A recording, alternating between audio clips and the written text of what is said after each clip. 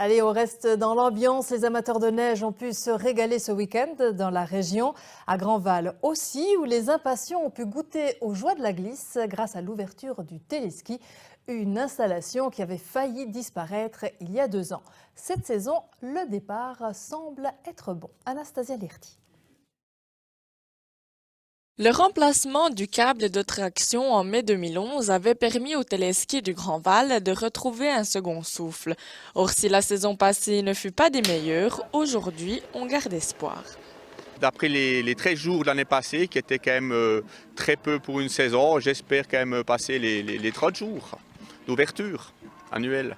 La saison en cours semble plutôt bien partie. En effet, samedi, en moins d'1 heure, plus de 30 abonnements donnant accès aux pistes se sont vendus.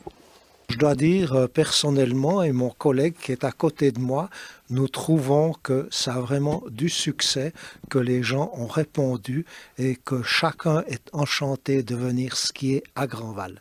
Je ne m'attendais pas à autant de monde qui viennent skier, non. Et pour que le succès soit complet, reste à savoir quelles sont les conditions des pistes. Pour répondre à cette question, rien de mieux que l'avis du premier snowboarder à dévaler la piste. C'est très bon, il y a beaucoup de neige quoi. Elle est poudreuse et puis on a la chance de faire les premières traces en plus aujourd'hui. Donc c'est parfait. Pour les inconditionnels de sport d'hiver présents, c'est l'impatience qui les a menés jusqu'à Grandval. Ça faisait une saison qu'on attendait, puis voilà, l'envie de la neige, l'envie de tester le nouveau matériel. Et puis profiter, repartir. C'est bien, il y a pas mal de neige et puis c'est bien de skier.